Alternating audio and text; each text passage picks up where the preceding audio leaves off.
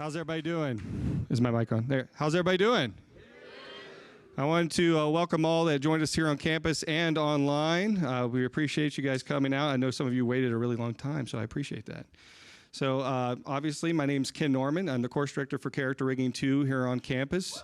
Yes, exactly. That's what I like to hear. And also the art director for Character Modeling and Final Project for Computer Animation. So obviously our panel today is the opportunities and challenges in the industry, and we have an awesome panel here. Let's put our hands together one more time for them. Exactly. All right, to my right, I'll start just right here. This is Na Lee. She is awesome match mover from Luma. All right, and I got Laurie Brugger, head of character rigging at Framestore. And then we got Jeremy Vickery, just overall awesome lighting guy. All right, I'll let him explain more in a minute. All right, and then we got Jack Geckler, just overall awesome animator. He's now working at ILM. So, yeah, there we go. So the way we were going to work this panel is I was just going to ask a couple of questions I think some of the audience members will kind of benefit from. I hope you guys don't mind. Put you on the spot. I guarantee they've never seen these questions, so I just want everybody to know that ahead of time. All right, so this should be pretty interesting to see what happens. So I just came up with a couple of general ones first, and we'll just kind of work that way. So I would just like to know, and any of you can chime in whenever you want, but what drives your enthusiasm in day-to-day operation at work? What keeps you going? I mean, obviously, something inspired you to do this at the beginning, but what keeps you still doing it today? Anyone can jump in. Anyone? I got 2 words. Millennium Falcon. That was amazing he even got that out. I was kind of shaking as I said it. For me, I think just a love of light and color.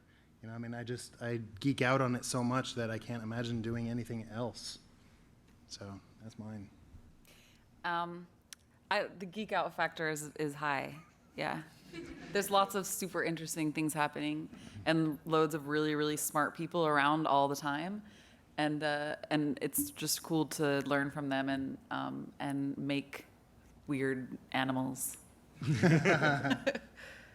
Just the same as anybody, but the other reason keep you go to a course is the paycheck. Yes. And enable to make a living out of the thing you enjoy to do is the most important thing. Yeah. So the panel here has actually been out in the industry for a little bit, so I'm more curious about one thing, and I know this one will definitely impact the students. How much has your role changed through technology? Like when you started the industry, how much has technology advanced your area of specialty? I'm putting them on the spot. Is this going to be an order thing? If you want. I mean, I guess we could do that. Software in general, where maybe I started in Maya, all of a sudden I found myself having to learn Motion Builder, and then I found myself at DreamWorks having to learn proprietary software, and then I found myself at a smaller place all of a sudden having to be a cloth guy, and I wasn't that guy. And then I found myself back at ILM where you have to be a lot of different things all at once. And every place you go to, the tool set's different, so you're constantly having to change and adapt, and you always hope it gets better. That's not always the case. Yeah. But for the most part, I think over time, a lot of things have gotten better. How many versions of Maya have you been through? Let's see, I started here at Full Sail on Maya 1. Matter of fact, I still have the book. I'm all the way back from beta. All the way back from Yeah. One upper. Yeah, he wanted to be badass, and I was a little bit more badass. Now he's working on Star Wars. You know, he can't even say that. Yeah. I'm free. He has the better job. I think the software advances and new software is available, and we develop new software as well. But the workflows change a lot because of technology. What we can actually put in animation rigs changes because of just performance. And then, but from a rigging perspective, like the next few years, we're going to be completely different what we actually do on a day-to-day basis. At Framestore the last year, we really embraced sort of inside-out rigging, building up our own muscle system, our own skin simulation. It's what we do is very different now than what we did 10 years ago. Awesome. I'm pretty new compared to those senior, but my experience is, just whatever you learn at school, it will never be enough for you to go up. Because when I go to a new studio, they will ask me, "Can you use this software? Can you use that software?" And for example, when I work at Design Domain, they have their own software that you cannot find tutorial anywhere. So just be confident and take. Like, for example, take the weekend to go online, look for the software they ask for, and confident tell them that I'll do it, I can do it to get a job. Yeah. I want to add one thing to that, too, that I think that the focus on technology for me, it's like I don't even think really about it, because it's going to change, and it's going to always be in flux, and it doesn't necessarily make things any faster. It just means we can do more. So we're always busy, and we're always pushing. With lighting, we always have that limit of RAM, and no matter how high you put it, we'll take every bit of it and more. I remember being in school here and paying an extra $3,000 for my home machine so that I could have 8 megs of RAM. That was awesome at the time, and everybody was like, "Holy cow, you have 8 megs? That's amazing!" And my hard drive was, I think it was, half a gig, the whole thing. And now a flash drive can have 32 gigs. So, but I think the principles of what we can do with it is really what's exciting. I know Jack touched on it briefly, but I want to come back to it. Was your demo reel when you left school actually still what you're doing today? So let me kind of rephrase that. So like if your demo reel was character rigging, did you advance into another area? And just by somebody saw something on your demo reel, and then that's what it ended up being. So, the first one out of here, I advanced from being a modeler to an animator. So you'd say that was an advance. I thought that was the direction I really wanted to go, and I realized kind of as I finished and I put that together, I'm like, I like doing this, but knowing I wanted to work and knowing I had some acting background and being a puppeteer, it kind of turned into, but I can do this too. And at the time, there was actually more jobs for animating than there were modelers. As it turns out, everybody wanted to be a modeler. So I kind of adapted to that, and then I found I'm like, well, I'm way better at this, and just kind of went with that. And so that reel's there as an homage to what if I had been a modeler? I had the same experience. Yeah. When I applied for a job, I actually graduated compositor, and they asked, "We have a lot of compositors already, but we need people in tracking department. Do you want to do it?" And I have 4 hours tracking at school. But and I look at the thing, and I know that for that job, I was able to apply all of my learning, like rigging, modeling. Sometimes they ask to shading and lighting a little bit. So I'll take it as a good thing to learn. So that's how I get my job, and just now it starts to fall in love with it and keep doing it. And when you have experience, they will keep hiring you for that. That's awesome. Yeah.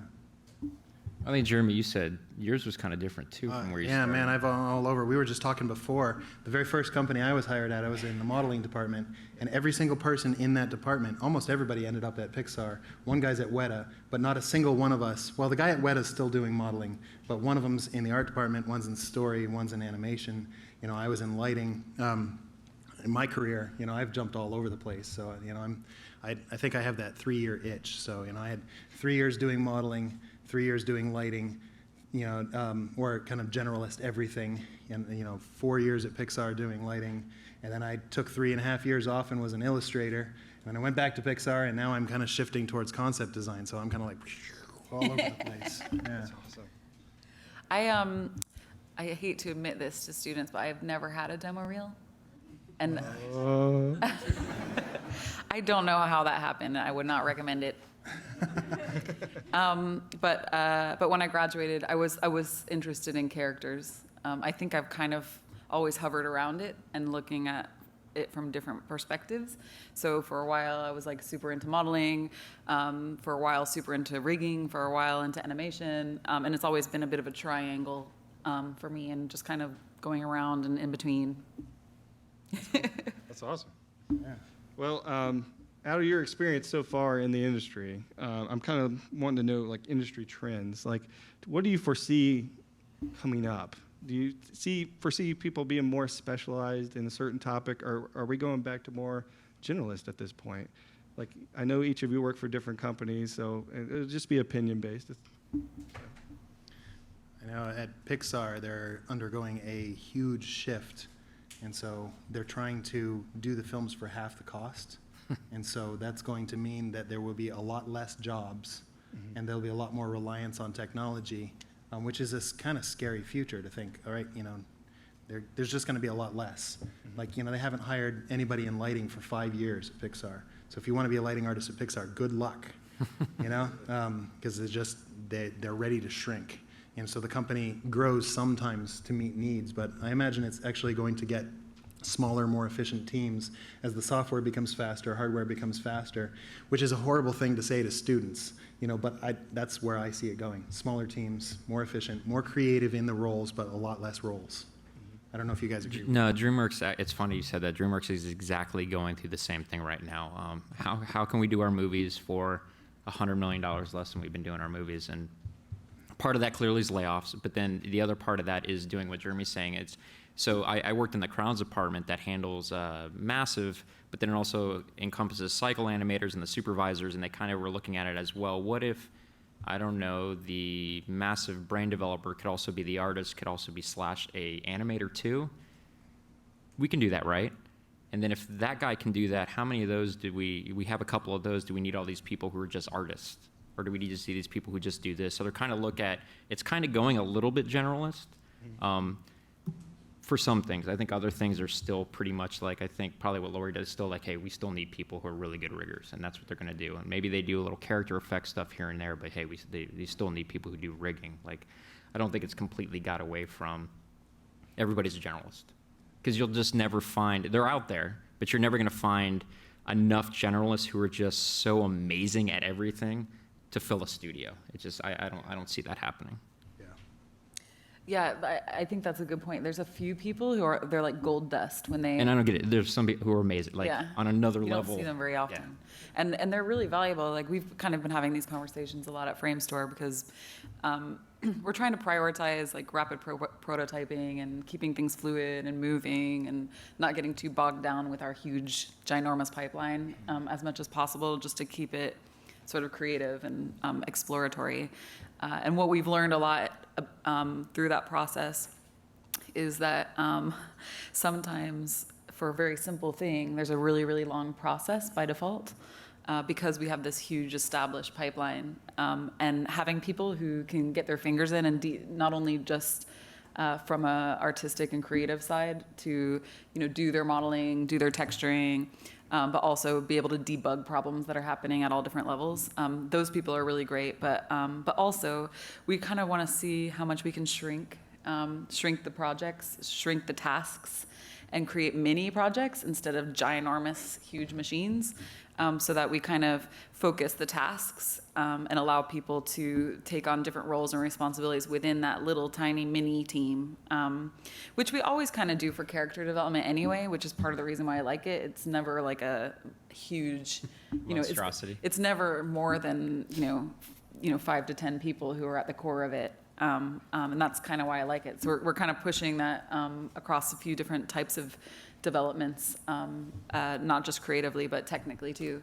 And people who can fill multiple roles in those smaller teams and contribute more than just a single element are really valuable. And actually, lots of them are coming from commercials. And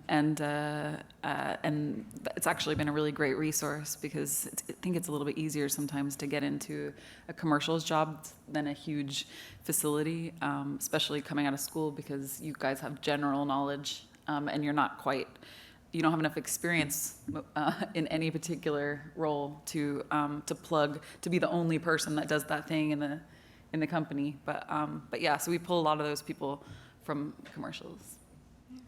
But nowadays, like, you have to really prepare to work internationally because, when I was school, I didn't know that I often have to work with the people in Australia, for example. Like, finish my part and they sing it overseas to the other country, and the people over there, they work another part and they sing back to us, back and forth.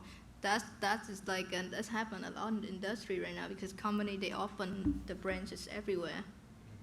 And like when I work, usually they always say they just hire you for what you're really good at, like for a modeler.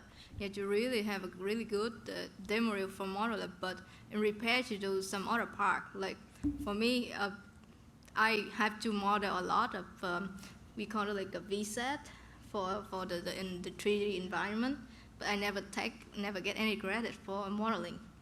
It's because my title is tracking Matchmoving. I have to do a lot of animation too, but I never get credit for it. But I was able to use my knowledge at school to apply to my job.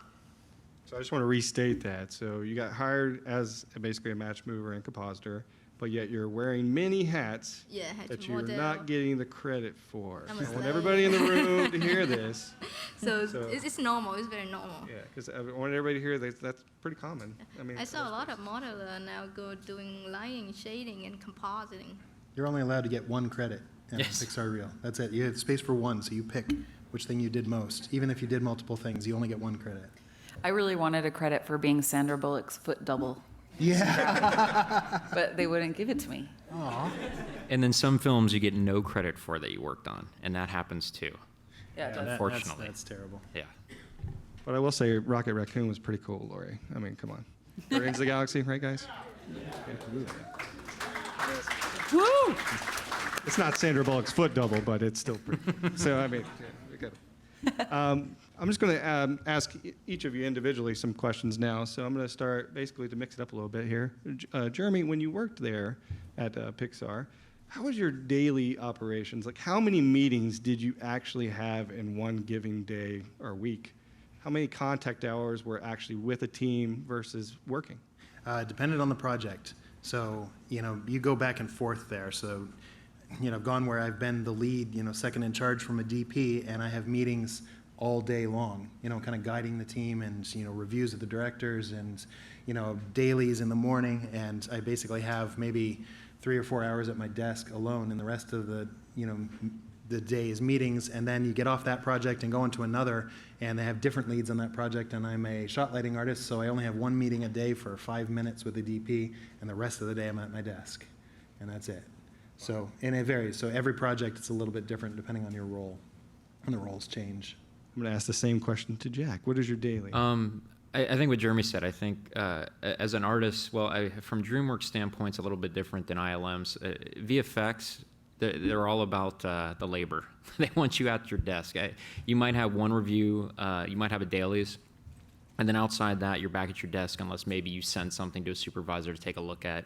At DreamWorks is a little bit different. They were a little more, I think animation in general is a little more meeting heavy, I'd say, where we would have rounds, we'd have dailies, you might have director dailies. When I was lead on Rise of the Guardians, though, that I think what Jeremy said changed exponentially to where I'm not sure I liked it as much because I was in meetings nonstop. And they also required you, which I'm sure happened with Jeremy as well, where I also still had a shot workload. Yeah. That here's a promotion. Oh, by the way, you still need to do the same amount of work you've been doing. That's why you got a promotion. Our promotions were also, by the way, you're not getting paid anymore. Yeah, that too. And you There was just that stick too. at that There- same salary level and just do more. There was that too. So they both kind of have different things. But I definitely would say most live action places, if you're an artist, you're going to see a lot less meetings and a lot more get your work done. This question's for Laurie. I know you're head of rigging. How often do you talk to the modelers and the animators? Constantly. All the time, right? Yeah, I mean all the time. We're really collaborative, and we work together as much as possible. We've sort of introduced a new thing, which it sounds a little stupid, a little bit trendy, but I think it's really cool. We've been doing huddles. Does anybody know what that is? Is that a Google thing? It might be. I don't know. I stole it from somewhere, but I don't know where I stole it from. But it's from what? Football. A huddle or a huggle? No. We're not working on Harry Potter anymore. Not a muggle. No, it's a huddle. And it's basically a really quick meeting at the beginning of the day where everybody, like I was saying, we're doing these like mini projects, get all the people involved. Just 15 minutes, everybody says what they're doing, and they just make that connection with the people around them at the beginning of the day, and they know what that person's doing today, and therefore, if they have any relation to that, then they should, catch up with them like separately. So it just inspires communication and makes people a little bit more free, and they're in the loop like all the time, and things diverge when you have lots of people involved, but it has sort of a 24-hour reset to make sure that everybody's moving in the same direction. But yeah, every day, all the time, they won't leave me alone. The only reason I bring it up is because Full Sail, it is tier-based. So you're going to go through a modeling class, then you're going to go through a rigging class, and I just wanted to see, get the perspective out there that they're going to be communicating with several different departments at all times. So. Yeah, and you need to know what they're doing and how to do what they're doing, because they're going to ask you questions about how they should approach something, and you have to be able to formulate an opinion on it. Yeah. Just kind of take this, I'll up this one to the table, but how much of your communication with other departments is nonverbal? Like, is it just sent, or do you have to actually give descriptions of what is happening? Do you just send them items and they know what to do because you've worked together so long that that's what's happening? No. So. To protect yourself. It's like usually the first thing in the morning when I get to my desk, like after my coffee and stuff, I open my task. Everybody have the website linked to your profile. You have your task, and you look at the task you need to do for that day. For example, like if on the task it has a note that this shot needs the 3D camera tracking, this shot needs to match move the face of Captain America, for example. And that you know that you have to go to look for the modeler guys to asking him where the Captain America face. This shot, they tell you need to talk to Jim, compositor, to see what he needs, for example, like that. It's on, had to be written clearly the task you need to do for that day. So I don't like meeting, because every time they call me to meeting, I'm in trouble. Yeah. Yeah. Good. If things run smoothly, you don't need to go to meeting. I wouldn't say we're nonverbal. I think meetings were really, I think it was one of the things I thought was nice at Pixar was they promoted collaboration, like the same type of meeting. We would try to have as short of meetings as possible. And one thing we would do that I thought was really effective was we would always limit the meetings.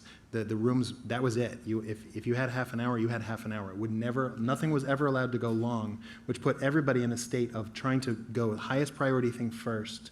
And setting that limit didn't let things explode into lots of overtime. But we would get, because of that, we would get lingo. So if somebody else were to come in the room, it would seem like it was nonverbal. But we knew what it meant to get the quickest things done. So if we have, you have 3 minutes with the director of photography to get all of your notes that you're going to do for the rest of the day. To be like, geoloom this thing down here on Iris 5, this 30%, that, okay, go. Back to your desk. And we knew what that meant. You're doing high signs and high fives, and they know what that is. Right. And we also did a thing that was kind of cool where when we would have a review, we would screen record that review.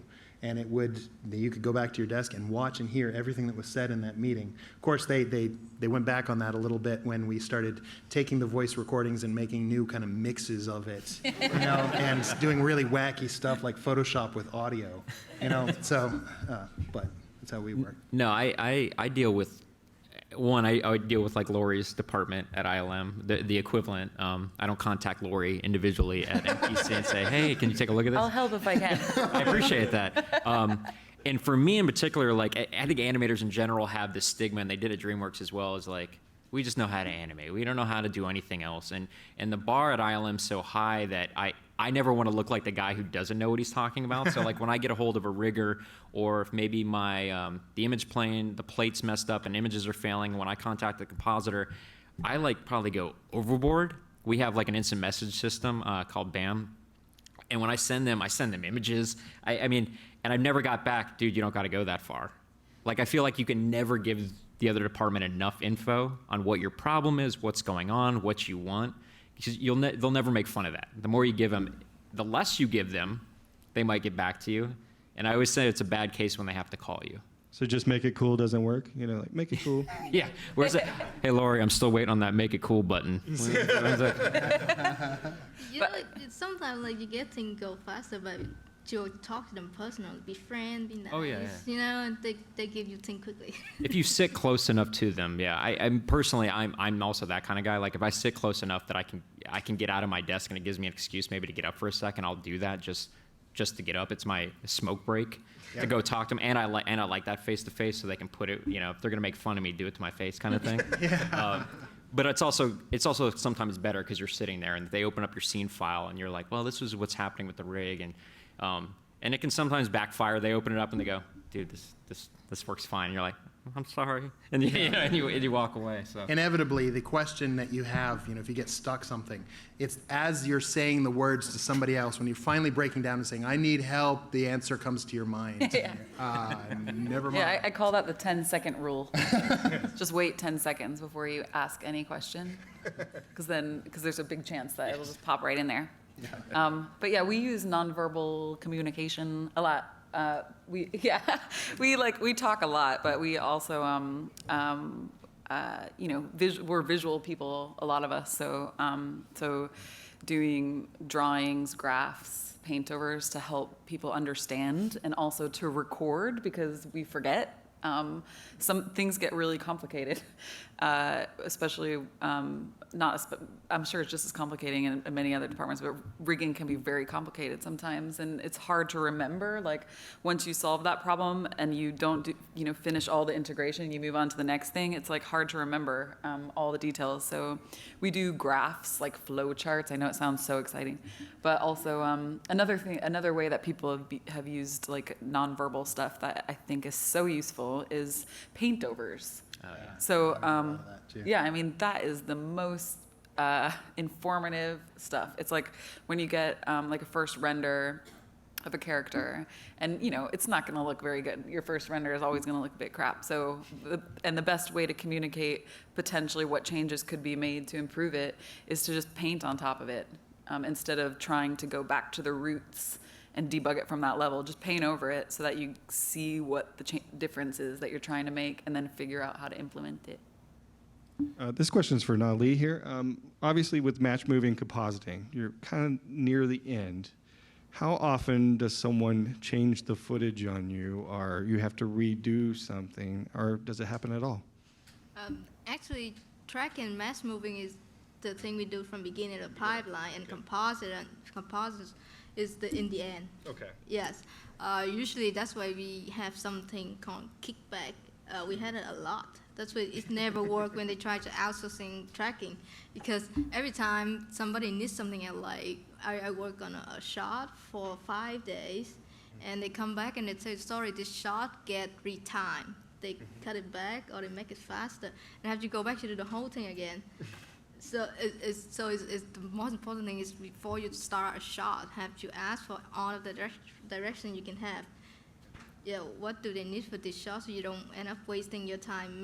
Move the fade that they don't need, for example, because on time consuming. I feel like I've been drilling you guys, so let's loosen the tension a little bit here. So where do you guys see yourself in 5 years, or what would you like to still do? I mean, is there something artistically that you still feel that I'm going to move in with Jeremy. And live off the land with him. I thought you were gonna sneak into the Millennium Falcon on set. Oh, God, if I could, I would. Yeah, I would join him. If he gets on the Millennium Falcon, I'm coming to live with him. I'm going to pick Jeremy up in the Falcon. Yes. I live in Endor right now, so that's great. 5 years. The honest answer, and for the sake of what we're doing, employed would be probably my first thing. I think that's just the nature of the beast, would be employed. But yeah, that's tough. I don't. Hopefully, working on some great projects. I mean, that's really what I enjoy doing. I've always loved the diversity of projects I've been on, but there's so much cool stuff out there right now. Like for a nerd like me, this is my time, man. This is like, as an '80s kid, I'm like, I'm just my mind's on constant explosion with everything that's going out. Like, and the chances to get to work on that stuff now, like, they're making another Blade Runner. Seriously, like, and I was talking to Laurie, like, I want to go to London to go work on Spectre, this James Bond film. Like, these are all things that are it's just such an amazing time. So yeah, any of that, that's my dream. Any of those would be good. I just want to spend more time doing creative than I do tech. So just so you all know, I worked at Pixar for many years, and I've actually left last summer, and I'm taking a year sabbatical, which I feel really fortunate to be able to do that, to just get away. I moved to a small mountain town, renting a house on 5 acres in the forest near the mountains, and I'm just painting for myself, just building my portfolio and trying to get into concept art, which I know is a tall order. It's a very hard thing to do, but that's my goal. It's like I might as well dream big and take the risk now, and if I fail, so what? I had a year where I got to paint and hang out with my family in the mountains. You made it sound so good. I think we're all moving in with you now. All right, so, You get why I said that. It's amazing how many people's at least in the rigging department, how many people's 5-year plan involves some kind of farming. I love gardening. Away from the computer. It's true. Like everybody's like, I want to own a bakery. I'm like, really? I want to like grow vegetables and like that, because people just want to get away from their desk. it's all the coding. It's the coding. They were like, I gotta get away from the coding. After a long day at work, you don't want to look at a computer anymore. Yeah. It's true. You got burned out. Yeah, but in 5 years, I mean, I don't really know. I don't really plan that far ahead. I like where I am, and at the moment, I just got a new role that I'm really excited about, and I feel like it's going to take me 5 years to like to develop the stuff that I want to develop. But yeah, I mean, I agree. Like, I just hope that that we keep getting really awesome projects coming in, because it's been so cool the last couple of years, and it's super fun to work on good things. I've worked on plenty of bad ones, and it's fun to work on things that I actually really like. Yeah. And I hope that continues. Yeah, sure. I want to become teacher like Ken. She's just saying that because I'm sitting beside her, guys. Don't let her fool you, all right? My dream is gone because I want to work on Lord of the Ring, The Hobbit, but now that I'm finished all the movies. You can come teach a rigging class with me. That's fine. I'm okay with it. I'm open to it. She can teach rigging. That's right. You can all come. I don't care. We'll have a big group time. They'll love it. So, okay. I guess the next one is probably one of the most important questions for the people watching at home and in this room right now. What would you suggest for a new artist coming into this industry? What is the most important aspect that you want to try to divulge to them right now? Please try to do this. I made this mistake. You don't even have to go that direction if you don't want. But if I had to say one thing to you, this is what I would definitely try to stress right now. Any of you? That's an open table question. They're all looking at me. So. I encourage the idea that spend more time creating than you do anything else. You can come to class, you can watch YouTube videos, you can read books, and all that is for nothing if you're not spending the time actually doing the thing that you want to do. You know, so spend more time on that than you will get good at it. Yeah. And be a cool person. I'm always a big. My whole thing, I always push the students, and since I've left here, is the networking thing. So that's out there. So you want to do that. But I think something that I was maybe naive about when I left here to start with was not putting myself directly where the work is and understanding the importance of that. If I'm trying to get into a place, so film, you know, had I known what I knew 3 years after I was here, I would have moved to LA sooner. I just would have did it. That's where the work was at. That's where I wanted to be. Nobody was willing to fly anybody out. Had I been there, the chances would have been greater. Maybe right now, all the studios, if you're wanting to do film, are in Vancouver, or they're in London, these other places. And if you don't have families, you don't have kids, you don't have these responsibilities, go. If you can do it, go. Go work in a coffee shop in that area. Because the chances of you getting a job because you live local far outweigh the dream that you're the best student to ever come through Full Sail, and they're going to fly you out and put you up in the lavish hotel and all. Not going to happen. So putting yourself there and making yourself accessible for that kind of work and those jobs in that kind of environment, I don't know. That's kind of an invaluable thing that you might not hear a lot. And sitting around, I meet so many students all the time who live in these other states who are just so scared to make that leap, but spend all the money here to do it. It's always still like, you can't stay in Michigan. You know, I know you want to work at, they're like, oh, I want to work at ILM so bad. I want to work at ILM so bad. Well, you need to put yourself in that environment. You need to put yourself close to that. If they called you or they look at your resume and see, well, oh, he lives in San Francisco, well, let's just bring them in real fast. It's a short gig, but they live here. It's not going to cost us anything to relocate them. Because right now, like you've heard me and Jeremy, like cost is a big thing right now, and bringing those costs down. So putting yourself in that location where they don't have to worry about putting you up and doing all this other stuff for you, especially as a junior, you know, it's just going to be easier. So, yeah. Yeah, like that's totally true. I've been doing a lot of hiring lately, and it really makes a difference because we don't actually necessarily know. We're not able to hire people until like the last second because we're keeping the costs down, and they can't take any risks, or they might go out of business. So we don't actually know that we can hire people until we need them like right away. And obviously, if there's a huge long process between now and getting the person in, that's not to say we don't hire people from abroad, but it does help if you're close. But one thing I would say that I think is really important is just to stay open.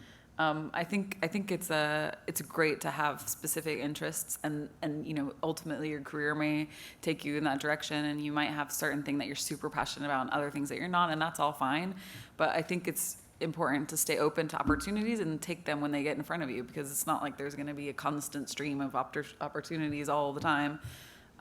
If you pass some, you don't know what's after that. Like, you don't know what comes on top of that. Something I've been saying a lot lately is that you don't start at the end. So you have to start somewhere. And if you keep starting and stopping and starting and stopping and starting and stopping because you don't like it that much, or you're not good at it right away or whatever, then you'll just never get anywhere. So you kind of have to just take opportunities as they come and build from that and keep stacking like on top of yourself. And that's how you climb. That's how you get somewhere. You have to take a first step, and that might be something that you don't really want to do, or something that doesn't pay very well, or you might be working for free or whatever. Like, just do what you got to do to make it happen, and get another job, like get a night job, like do what you have to do. You're in a good position, young, you know, some of you might have families, and some of you might have roots in certain places, but a lot of you won't, and that's a huge advantage. Lots of people don't have that. Nothing against you family folk. Well, yeah. But yeah, I mean, it's a big advantage to be open and open-minded, and take opportunities when they come, even if they're not what you expected. You know, it may sound familiar to you, but I don't remember thing the teacher at Framestore taught me is be nice to the person next to you is really true, because you don't know who end up gonna be your supervisor at the other studio, or who gonna end up get you a job at the other studio. It's all about teamwork and networking, because you know there's always something you need to learn from the other person, and you don't know everything for sure. But if you're nice with people, and you have them on this thing, and they will end up help you on the other thing. And I got most of the job from the people I know. Now that I don't go to interview anymore, they just call me, and then, do you know this guy, that guy, they recommend you, and that. So it's all about be nice, building a good karma. Everything's really interconnected.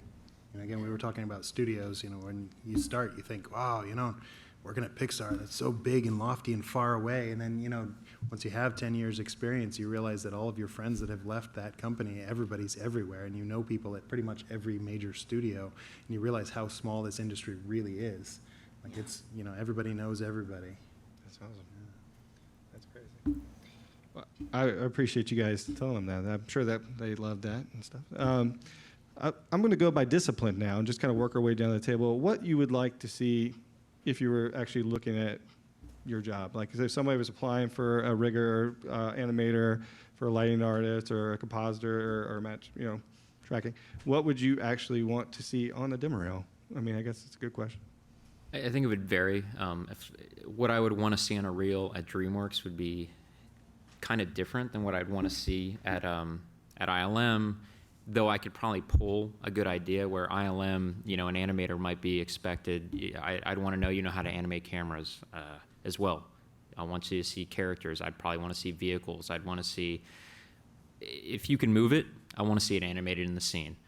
Where maybe DreamWorks, if you were coming in, I'd want to see character work. I want to see dialogue shots. I want to see interactions of 2 to 3 characters, so I know you can animate multiple characters in the scene at the same time, which may be different if I saw you for games where I'm really looking, okay, is this guy good at cycles? But at the end of the day, for animation, all that stuff, still the 12 principles apply. I don't want to see that. So, even if it was the one thing and you were coming in for a live action role, but all you have is character work, I still want to see, okay, this guy knows how to animate. He knows all the principles. I can teach him maybe the stuff he doesn't know. So it varies, depending on the job. And he has to like Star Wars. I mean, it helps. Seriously, who doesn't like Star Wars? I would say for lighting, since that's most of my career, it's hard to get lighting reels. I feel like we're kind of like the odd man out. Schools don't teach it. There's not a lot of materials out there. There's not books about how to do lighting, even though it's a big job and there's a lot of people doing it. So what we look for in reels is an understanding of the physics of light and where you can push those boundaries, to make it cinematic. So we want believable environments and characters that stand out compositionally in those environments, moving through space. It's a tall order. Lighting is not something, we don't hire people in lighting straight out of school. We just don't, you always get somebody with at least some experience, because it's hard to do, moving character shots that can keep their composition through a moving camera shot and still be beautiful on every frame. There's a lot of hackery that goes into that. It's very complex. And so, but we would love to see animation, that's lit, and environments that are cinematic. It depends on the job. As you said, there's a lot of different types of rigging, and nobody's good at all of them. And different parts need to be filled at different times. But one thing that I think is kind of overlooked sometimes on rigging reels is that it has to look good. And not like the reel has like beautiful text or anything like that, but I mean, whatever you're rigging needs to look good. So if you have and this may not be your fault, but if you've got a really bad model and really bad animation, it's not showing off your rig, and it's distracting me from judging it. And I know that sometimes with student projects, time is pressing, and there's always deadlines, and that's not unique to student work. It's every single project you ever work on. You never have enough time. So what do you do with your time? How do you spend it? And finish something, basically. Just take something small that you can finish and make it look awesome. That is something that I never see from student reels, and I want to. I want to see someone who understands aesthetics and understands what looks good and what looks bad. That's on the deformation side. Tools, puppets, the technical aspects, writing plugins, like all these things are great. And what I would say is the more unique the idea, the better. So if you are showing me something that you can basically download a tutorial from the internet and you're proving that you can build it, for a company like Framestore, this is not going to be the same for a smaller facility. And I want to stress that it's important that you put your IK-FK switches somewhere so that they know you can do it, and your reverse foot, and everything else that I've been seeing a million times, like ribbon arms. I mean, I've seen this so many times in the last few months, I can't even tell you, and it doesn't stand out. It's great that you can do it, but I could learn that online in a few hours. So it doesn't show me how you think, and that's what I want to get from your reel. Is I want to see what your artistic eye is and how you think and how you problem solve, so that if you pique the interest, then you get an interview, and that's really where you can explain the stuff. Another thing that I like to see is extra content. So if you keep your reel really concise and looking awesome, fix the obvious problems. If there's an obvious problem on your reel, that's really bad. Fix the obvious problems, and if there's and put additional content on your Vimeo page or whatever. If you want to expand more about a specific thing, then just put extra little videos at the bottom, because we do look at those. It's nice to see those. I'll add one thing to that, because you said something that was good there. Style makes a difference. So if you're doing a lighting shot and you lit it technically perfect, but it's a square room with a chair in it, you're not going to get looked at, even though you did it perfectly. There was a student reel that I always refer back to, a friend of mine now, that he had a clever idea, and I highly suggest you do this if you want to get into lighting or even modeling. Find artwork that is just stunning. It can be famous artwork, whatever. Contact those people. If it's public domain, great. But if it's not, I've had people write to me and say, hey, can I use your artwork as a base for building a model and lighting a scene that looks like that? And then they do that, so that way they don't have to come up with a creative idea themselves. But in the end, their reel looks awesome because it's based on the composition of someone else's artwork that was very well thought through. And they can light a scene matching a piece of 2D artwork. And it was a clever idea. And so his whole reel was straight out. He was the only person that I know that got hired straight out of school at Pixar, for lighting. He got to Pixar Canada, and it was an awesome reel, I wish I knew it earlier. It's really good advice. It's true. Nobody go to count the polygon of the model. If it looks good, they'll take it. No one really count polygon. Nobody care about how did you do it. If it looks interesting, they would like it. And from my experience is the general Demoreels never work because like when they want to hire you for something, they just look at it. Like, for example, they want to hire, I even didn't know that they want to hire me for tracking when I look at my demo reel, because my demo reel is for compositing. Mm-hmm. The first question they asked me is like, how did you track that camera? I was like, I didn't know how to answer it because I was prepared to answer on the question about compositing. Mm-hmm. And I just had to go with it. Like, but they end up like my tracking work on my demo reel. So I was thinking, I didn't intend to apply for that job, but I did a good job in tracking, so that's why it's work. Yeah. For example, they tell me, if you want to apply for the animation job, have a really good demo reel about animation, and make it look interesting. They don't care about who do you get the model from. Yeah. So you have to cooperate with somebody who's really good at modeling. Don't try to do everything on your demo reel.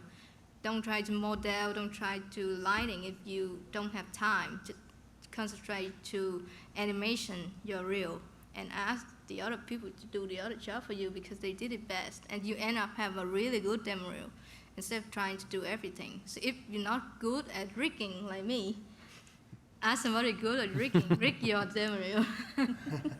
That's my experience, because I tried to do everything in my demo reel. It didn't work well. Well, I had about 20 other questions, one, ranging from Yeti versus unicorn. But I think at this time, I'm going to turn it over to the audience, and I'm going to see if the people, obviously, that are here in the room, if you have a question, you can raise your hand. If you're joining us online, please direct your questions to your online moderator. They'll try to fill those questions as best we can. And we'll turn it over to the crowd. So if anybody has a question, please raise your hand, and we'll try to fill them the best we can. And I'm kind of blind, so you need to make it very deliberate. Those bright lights. There we go. Light's waving his hand. So I've been thinking about this for quite a while, but my question is basically, when you're entering a new work environment, and earlier you were talking about how you work with all different kinds of software, and so you had to learn each new one. How do you learn it quickly? Because at a work environment, you're required to at least make something, produce the things that you're being asked for. But do you have any techniques for how you learn those softwares more quickly so that way you can keep up with the workforce? I've had some unique experiences with that. I think in general, you walk in, most software, so say for an animator, it might be much different for lighting, because I've seen some very drastic different lighting pipelines and somewhat with rigging too, but from an animation standpoint, the core basics of stuff you're learning here at school, which is here's a time slider, where do I set keys, where's my graph editor? At the core, those are the only things I need to really know how to get to do my job. So as long as I understand that, the rest is kind of butter. I did a freelance job years ago for SmackDown vs. Raw 2006, and it was I got to do it at home, and it was facial animation, but they were using Studio Max, and I've never used it before. But they asked me, do you know how to use it? I'm like, no. They're like, okay, you're hired. And I went, So this is kind of pre being able to jump on the internet for tutorials. I went And I stopped at Barnes & Noble. I bought a Studio Max 6, maybe 6 or 4. I forgot the version of it. Whatever that version was. I grabbed the book at home, and I took sticky tabs out, and I sticky tabbed just how to get to the hotkeys real fast to tumble, pan, and get to the time slider and get to the graph editor part. And then the rest was like, okay, I can animate and do my job. So it's like you kind of, it's that sink or swim scenario. You know, that first day, you're probably going to give you a break. Just to, you know, like, oh, okay, you're figuring things out. That night you go home, though, it's on. Seriously, you're online and you were trying to figure out, how do I use this software better than the guy sitting next to me? Or at least get a good fundamental. And I think you'll find, too, when you get into studios, most places, everybody's typically pretty cool, you hope, of wanting to help you if you don't know something. At least that's been my experience. I don't know about you guys. A collaborative feel between the studio. You know, Pixar has a whole section, they call it Pixar University, and so there's constant training. So if you're a new person coming in and the proprietary lighting tool is different than anything that any other studio does, you get 8 weeks of training, you know, before you do any work. So you're just off, and you're not at your desk, you're over in the training lab, and you're just learning it full time, kind of like this, only it's more accelerated. You know, learn something like Nuke. You know, we switched over from Shake to Nuke several years ago. And so everybody in the lighting department, because we are our own compositors, there's no compositing department at Pixar, we all switched, and it was like, okay, 3 days of training, and there we go. Flip the switch. We are now Nuke. You know, and so we all learned it in 3 days, but we all did it together, and everybody's collaborative, and if you have trouble, there's always the people there. Yeah. Yeah, we have 2 weeks at Framestore in rigging, and I've been training a lot of people recently. It's like we've got it pretty much down to a science now, but I think one thing is always try to answer your own questions first, but don't spend a half a day trying to answer a simple question, because it's a waste of time. So just think about it like, you know, just use your common sense. Like, it's okay to ask questions, but try to look for the answers first. Yes, usually don't be afraid if the studio asks. Usually you read the requirement and they're gonna tell you what software they use in the studio, but just apply. And usually what I do is I spend some extra day, like the weekend, to go online, look tutorial. For tutorial, I use Digital Tutor a lot to do some tutorial about that software, to get just to repair a little bit, but don't be afraid, because they hire you because they like your Demoreel, your artistic eye. They don't care. Really much software is just a tool. They'll get you trained in 5 days, 4 weeks to use that software. I went to most studios, they have their own software that you never heard of. So it's not really a problem. It's the big thing that makes them hire you is your artistic eye skill. Show them on the demo reel. Software changes all the time anyway. Yeah. Like, everybody goes through that. I forgot most of the software I didn't use for 5 years. Yeah, I mean, it changes all the time. You're always like having to change. Though I did leave Pixar for 3.5 years, and I came back, and I was expecting to get retrained, because like, okay, 3.5 years, that's a lot of time. Yeah, you forgot. And I got back, and the DP was like, you better sign that paperwork fast, because you have a shot due tomorrow. So you're gonna get up and running, and you're just figure it out. You'll deal fine with it. I'm like, it was okay. And then most of the studio, they have their own pipeline. They have their own tool. Like the Maya I use at work, it's totally different with the Maya I use over here. They have a lot of different tools that the programmer wrote specifically for the archive job. So you have to take time to learn that for sure. I think we have another question right here. Hi, my name is Sarah Maya. I'm in the computer animation program. And, well, my question's sort of related. What has been your most challenging project that you have done, and how did you get to accomplish it? And also, where do you guys look up for reference when you're going to do a new project that you haven't done before? My most difficult project was Clash of the Titans. We did Medusa. So this was challenging because it was the first project I was the rigging lead, so I was learning. The rig was insane with all the snakes and whatnot. And the movie sucked. So it was hard to find like the motivation to like keep going. It was really hard. She meant that in the most inspirational, uplifting way. I'm not experienced as those, but I think the most challenging project I ever done was the Ender game. Because when I started that project, they had their own software, and it's so hard to use, and you cannot go anywhere to learn about it. You just have to sit there and wait for somebody to come over and ask questions, like, show me something. It's like, for another software, I can go online to learn myself, but that software is just really hard. But after I passed through that, like 3 months of trying to learn and training, it's getting better, but that project is still the hardest thing I ever done. Trying to see if there's any other questions out in the audience. I see. No? I don't get to answer that, Ken? Really? Oh, I'm sorry. Seriously, me and Jeremy down here are like Is thinking it- I'm sorry, a is good it answer. Seriously? Millennium Falcon? No, there's just two. No, I mean, I was trying to weigh that question based what was my most frustrating show versus most challenging show, because those tend to be two different things sometimes. There's We're tons together. of I'm thinking the same thing. I have like two answers. because all I kept going to was like, oh, that was challenging. Oh no, hold up, that was just really frustrating. I don't think it was challenging. It was just frustrating. Challenging probably for me was going to DreamWorks. My first show was How to Train Your Dragon, and I was coming from live action for years. And then all of a sudden I went to an animation pipeline, which is totally different. And like at Pixar, it was totally different software. Like, I didn't know it all.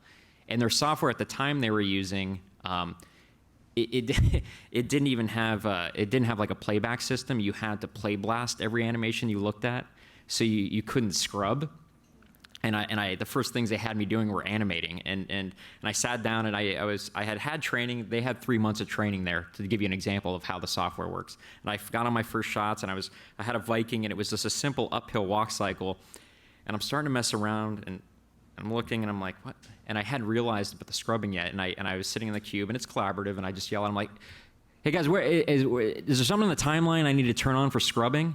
And then the laughter built, and it built throughout the room, and and then somebody just like it was like, he asked for scrubbing, and then it just the laughter. Even the R&D guys who don't even do anything with art, they're cracking up, and I'm like, oh god, this is a thing. You don't scrub, and like, no, dude, you hit R for refresh to do a play blast. I'm like, every time or just once? They're like, do as many times you need to, I guess. So that was a combo of challenging and frustrating all rolled into one show. Yeah, mine, I'll try to make it quick. The Blue Umbrella was the most challenging, but also the most fun that I worked on, because we did something completely different than the normal Pixar pipeline with off-the-shelf software instead of proprietary software, and Katana hadn't been used before in our studio and barely at anywhere else, and it was so different, kind of getting it to work. So it gave me RSI, and it was really crazy challenging. It took us 2 months to get a single shot to even render at all, with one light. And so that was a huge challenge. But in the end, we were really proud of it. But the thing that was the most challenging, frustratingly wise, was actually being in between assignments for 5 months and having nothing to do, where they just say, you didn't lose your job, but just surf the web. And that sounds like it's cool, but that drove me nuts. And that's actually the reason why I left Pixar. After 5 months of that, I just snapped. And I was like, I need to feel like a part of a team. And I didn't. So, yeah. Before I ask, Jack, you okay now? Or should I move forward? It's so funny. Jeremy's back to it too. I was like, okay. Oh, Gap. Yeah. That's such a funny thing. At first, it's like it's the coolest thing in a way. The first week, you're like, this is amazing, and then 2 months, 3 months, you're like, I appreciate you're paying me to be here, but I want to actually work on a show. That never happens at Framestore. No, that's a difference. No, she's right though. Like this is another thing from live action to animated films. Animated films, they have kind of the money, they want to keep you because they've trained you for 3, 4, 5 months. Live action's kind of like, it's go time. It takes 2 years to get up to speed in lighting, and so they don't fire people in lighting unless you really suck. So it takes so long to get you up to speed. So awesome. So I thought there was one out there. Somebody. Yes. So this is a student from the YouTube streaming. Okay. His name is Aaron Wilson, and his question is, with the concept of working for 10,000 hours to become an expert, was there ever a point where you felt like you might lose interest simply because of repetition or anything else along those lines? No. Yes. Yeah. We'll let Laurie start, so she has probably the good answer. I've never felt. I don't really understand the concept of repetition within rigging.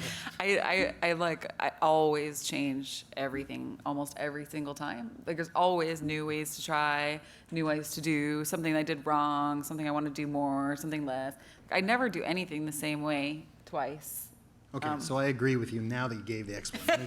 Fine, Yeah. Laurie, we like your answer. Okay. So you can't put a polar bear rig inside of Dobby, you know? Well, how does that work? we transfer a lot of stuff, but even the way that we transfer changes constantly. So it's just like always changing, and there's always stuff to learn. So, and even anatomy, you'd think that's like a super fixed thing that you like once you know everything, but no, you don't. Like there's always more to learn because you never have time to like dissect an entire human being and learn absolutely everything about like muscle fibers and. You mean you're not a doctor, Laurie? There's so much to learn. Like I never feel repetitive. She didn't give her 5-year plan, so that could Yes. be in the list, you know. Med school? Does anybody else want to chime in? You guys said no, so I'm kind of. No. I mean, yeah, I'm sure Jeremy's got something similar, so I'll let him go. Well, I agree with that. I mean, I say for me, you know, I never stick in something long enough that I get bored. I mean, the idea of boredom is beyond me, you know, because I'm always changing. So in the end, my answer is the same as yours. I'm always challenging myself. There's something always more that I want to ratchet up. So it might look like, if you look at my career versus Laurie's, I'm jumping all over the place. So I look like I'm just like, don't know what I'm doing. But in the end, it's like, I just like pretty pictures and being part of a creative team. You know, and so wherever I can find that, I'm willing to switch to go, you know, whether I'm composing a shot with lighting or I'm composing a shot with concept design, it's the same thing to me in my mind. So I'm not actually shifting around, and I'm willing to put in the 10,000 hours, you know, because there's always something more, you know, that I want to learn, you know, always that hunger. First off, we don't think you're weird. I think everybody in the room likes pretty pictures, right? So I think that's a good thing to say. One, I'm impressed he put an hour amount to that.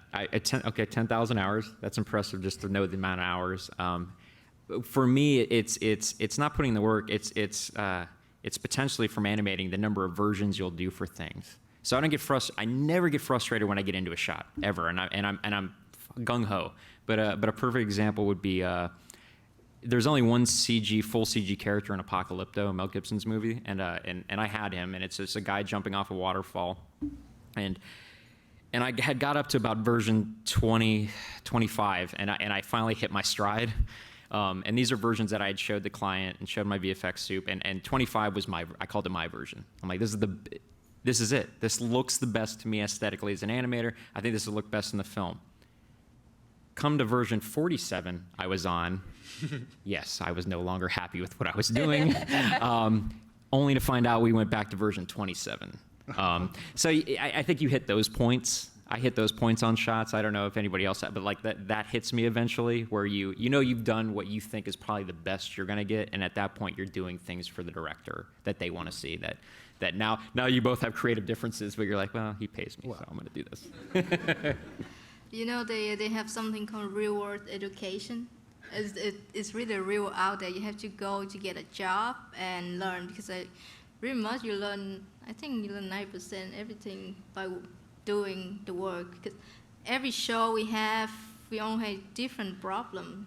As I only think at this point, I'm very confident with my job. But every time we have a new show, there's always a problem. I don't know why. I think it's simple. I can do it, but that show still have problem. That shots look simple, but they shot in a cave, so dark, I see nothing, for example. So you just have to get yourself out there and just take whatever job you can, work and learn. That's the only way you can have experience. I sat at home, I did a ton of tutorial, and I still didn't understand whatever I want to know. And then when I went to work, my coworker, they explained that thing in 1 hour. For me, it's the best experience. Get a job and learn.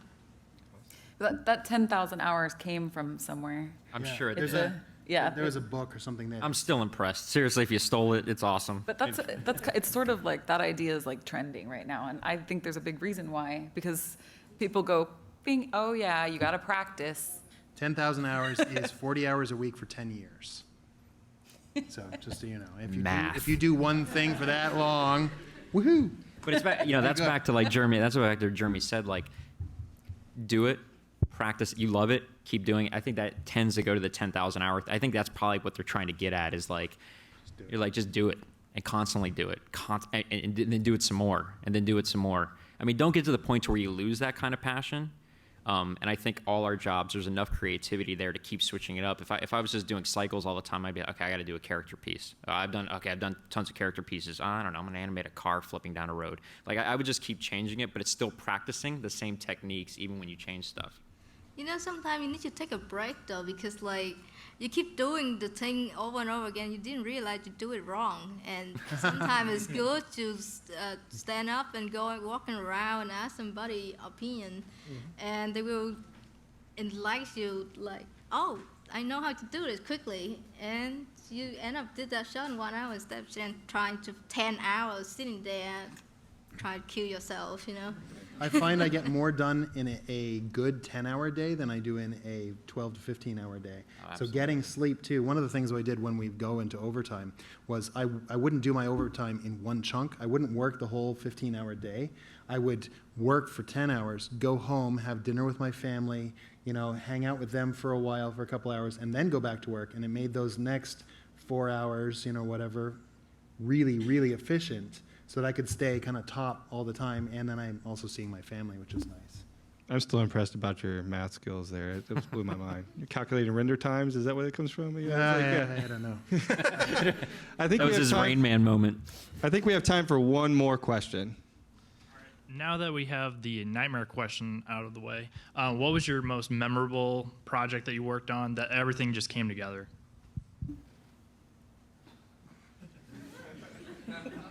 Like it all worked. Project I work on. I haven't had it yet. That goes back to the unicorn thing.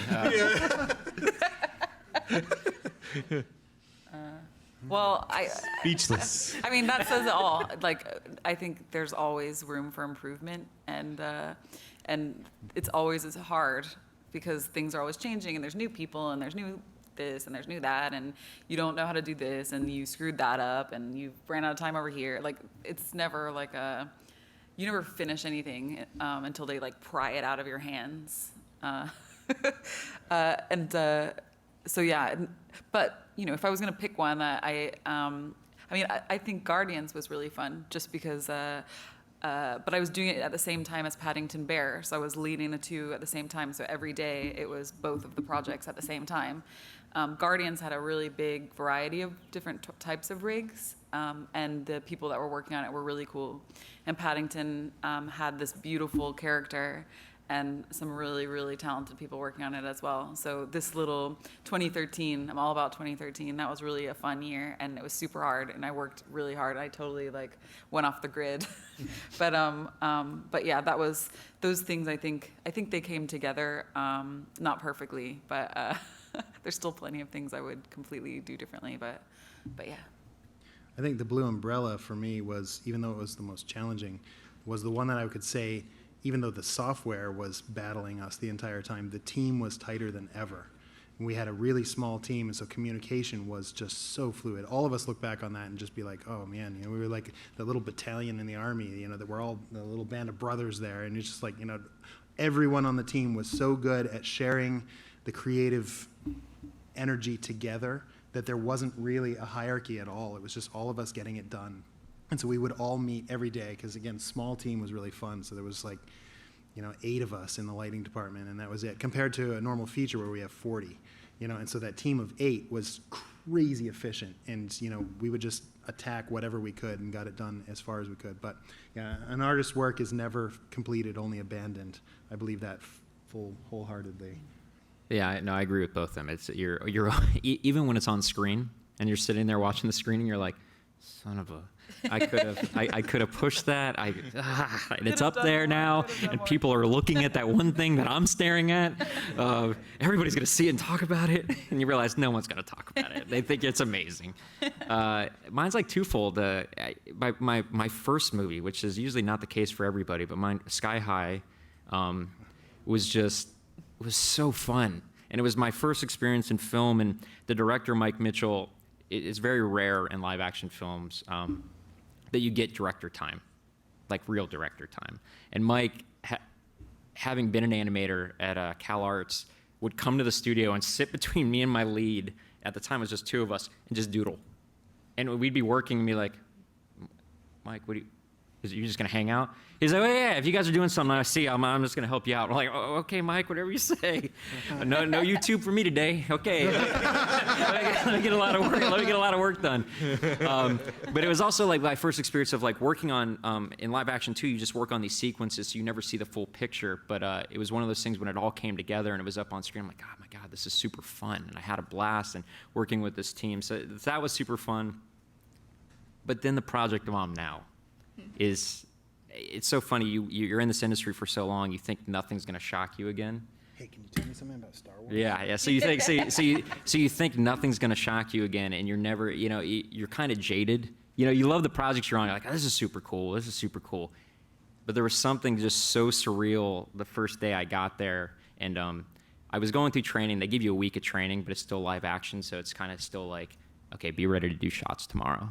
And I sat down and I was trying to learn the system myself, and in my head, and I could talk about this stuff, like it's ILM, and they have all assets from every movie or whatever you can just pull into play with. So I'm like, well, I'm gonna pull in some spaceships, and I'm gonna start to animate. And at one point, I leaned back on my desk, and I'm like, it was a moment.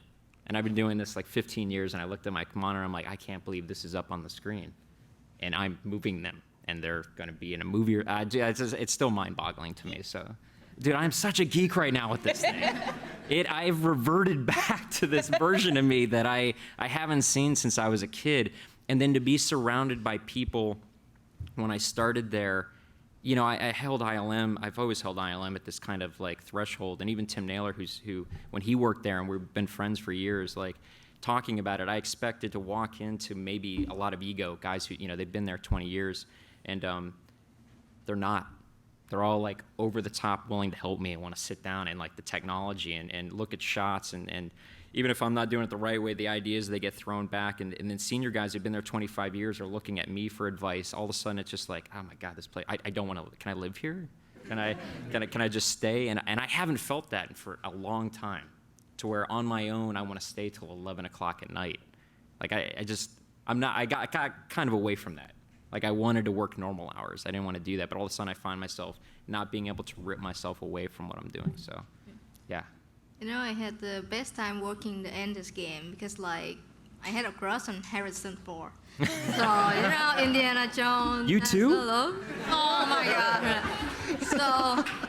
So the like working on a movie with Harrison Ford is so awesome, and it came out from school and you got the job at Digital Man. It was amazing, and it just was the best time ever because like every day after work we was able to sit together and watch the behind the scene raw footage and see how funny he was. It was awesome. It was a really good time. Well, at this time, I want to first let's thank the panel, guys. Everybody.